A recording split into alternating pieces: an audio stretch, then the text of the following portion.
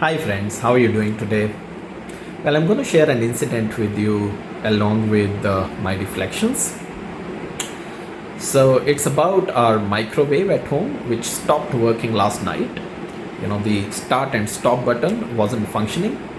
I called the service center in the morning and asked them to send somebody over. The guy comes in the afternoon, looks at the machine, and goes, "Sir, we will have to change the touchpad system." I was like, how much it was going to cost. He takes a pause for a moment and goes, "Sir, we have two options. Option number one is that we just change the touchpad, the front panel where we press the button, and that was going to cost me 300 Indian rupees. Or option number two, where we change the entire thing, including the PCB box, which is like a chipset in the back of the panel, which interacts with the touchpad. And the whole replacement was going to cost me 1500 Indian rupees. I was like, okay, but what's your recommendation? And the guy is like, my recommendation is to go with replacing the entire thing for two reasons. One, if you change just the touchpad, it doesn't come with any warranty. It fails, you lose your money. But when you change the entire thing, it comes with a 3 months warranty. So the risk is less there.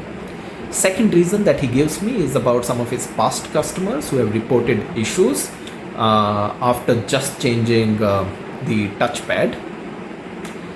So after he gave me both the options along with the plus and minus, it was easy for me to make a decision. I paid him 1500 rupees and got my appliance fixed, and it's working really well now. Why do you think I'm sharing all of this with you?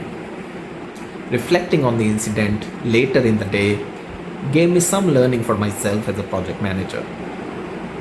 My first learning is about understanding your stakeholders' requirements. Now, this guy did not ask me a lot of questions about what my expectations were, but he was smart to capture my immediate first reaction, which was about the cost of the panel, and to customize his solutioning, his offering accordingly. Applying the same principle in our project environment, my question is, are you reading between the lines while engaging with your stakeholders to understand their constraints, their requirements?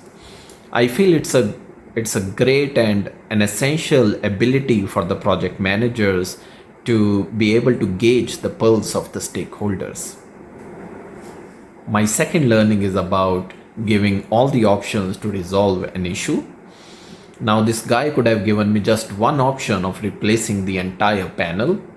I wouldn't have known about the alternatives, but he was genuine enough to give me both the options, the high risk one and the low risk one, based on his experience, and I was able to make an informed decision.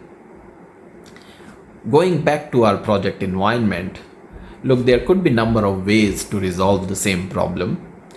Are you listing down all the different solutions while going to your change control authority?